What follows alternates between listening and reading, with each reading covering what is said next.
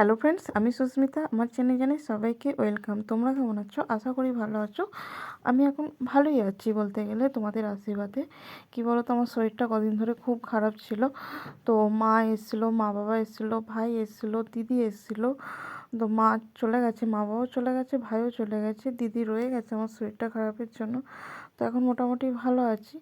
তো দিদি বললো চলবো নি, তো ওদের সামনে পুজো, মানে মাঘ মাসে কালী পুজো। ওদের এই কালী পুজোটা কার্তিক মাসে হয় না, তো বাড়ির সামনেই পুজো, বলে চল তাহলে কয়েকটা কেনাকাটা করবো, শাড়ি নেবো। হ্যাঁ ঠিক আছে আর আসলে চল, মায়ের জন্য কটা শাড়ি নিই। আর কি বলো তো, মা এর জন্য শাড়িটা এখন কেন নিলাম, মা যাবে মামার বাড়িতে পুজো মানে মামাদের নিজেদের হচ্ছে দুর্গা মন্দির, মন্দির এবছর উদ্বোধন হবে। তো 6-7 দিন প্রোগ্রাম আছে, মা যাবে, মা বাবা দুজনেই যাবে, দিদিও যাবে। তো আমার এখন, আমি যাব মানে 2 দিন পর যাব। মা 4-5 দিন যেই থাকবে। তো মা বলছিল যে আমার জন্য সুতির ছাপা নিবি, সুতির ছাপা নিবি। আর মা না টকটকে কালার পরতে চায় না গো।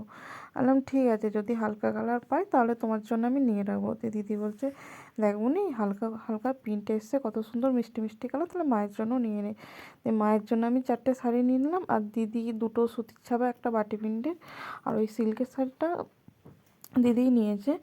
তো আর নাইটি নিয়েছে দিদি একটা, আমি একটা নিয়েছি। দেখো শাড়িগুলো কেমন হয়েছে কমেন্টে জানাবে। আর ফেসবুক থেকে দেখলে পেজটা ফলো করে দেবে, আর ইউটিউব থেকে দেখলে পেজটা সাবস্ক্রাইব করবে।